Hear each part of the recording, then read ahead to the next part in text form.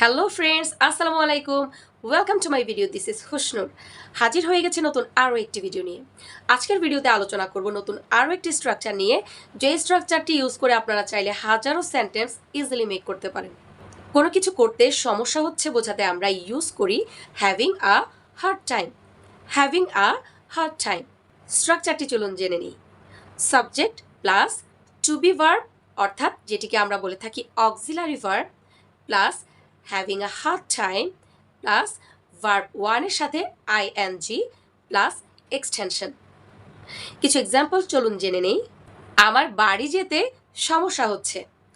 I am having a hard time going home.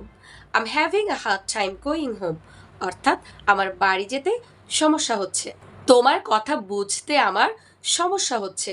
I am having a hard time understanding you.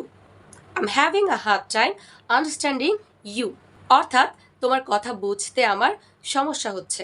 পরের সেন্টেন্সটি হলো আমার গান শুনতে সমস্যা হচ্ছে।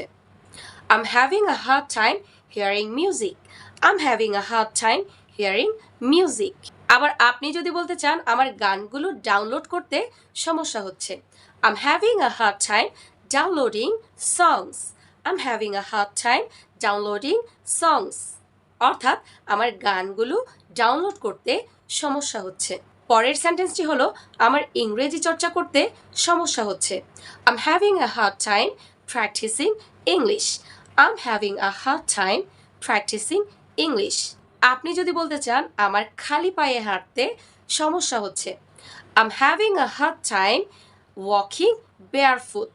I am having a hard time walking barefoot, অর্থাৎ আমার খালি পায়ে হাঁটতে সমস্যা হচ্ছে। তোমার প্রশ্নের উত্তর দিতে আমার সমস্যা হচ্ছে। I'm having a hard time answering your question. I'm having a hard time answering your question.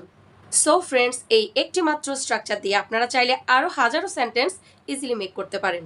So ভিডিওটি ভালো লাগলে অবশ্যই লাইক করবেন, কমেন্টস করবেন এবং বেশি বেশি করে শেয়ার করতে ভুলবেন না। দেখা হবে পরবর্তী ভিডিওতে।